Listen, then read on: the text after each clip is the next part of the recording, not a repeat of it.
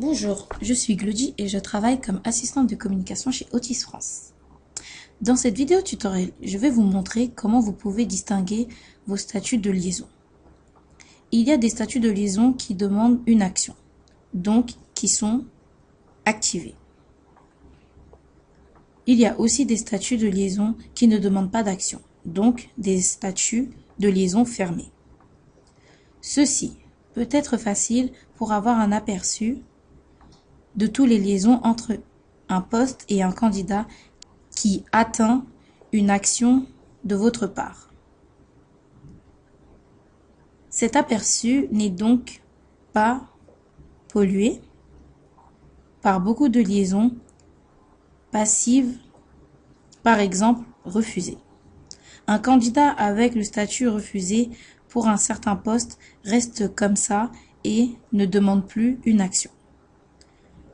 Lorsque vous voulez utiliser la distinction entre des statuts de liaison actives et passives, vous devez faire deux choses. Contactez l'équipe de support pour activer cette fonctionnalité en mentionnant cette vidéo tutoriel. Regardez la suite de cette vidéo. Dans cet exemple, la fonctionnalité a déjà été activée. Donc, nous devons décider quels statuts de liaison doivent être ouverts et quels statuts doivent être fermés ou passifs. Pour cela, j'ouvre le module de paramètres.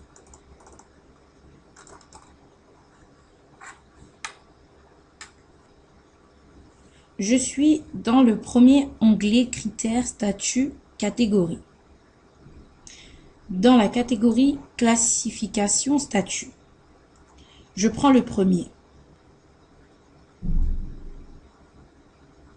Dans la catégorie Classification statut,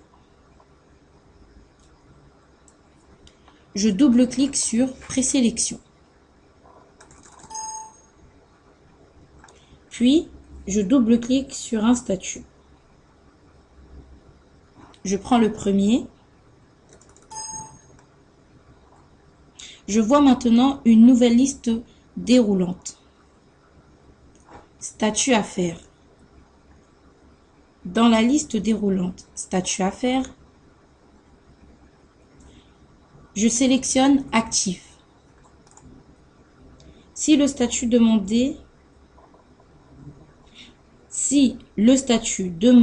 une action de suivi, je sélectionne fermé. Si ce statut ne demande plus d'action, dans ce cas, je sélectionne active parce que le candidat est intéressé au poste et j'enregistre. Je fais toutes ces étapes pour chaque statut dans la catégorie 1. Présélectionner, 2. Sélectionner, 3. Résultats.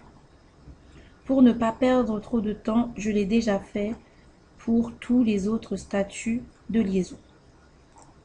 Maintenant, nous avons indiqué pour chaque statut de liaison s'il y a encore une action à faire. Nous allons regarder comment cela s'affiche dans le back-office. J'ouvre le gestionnaire des postes.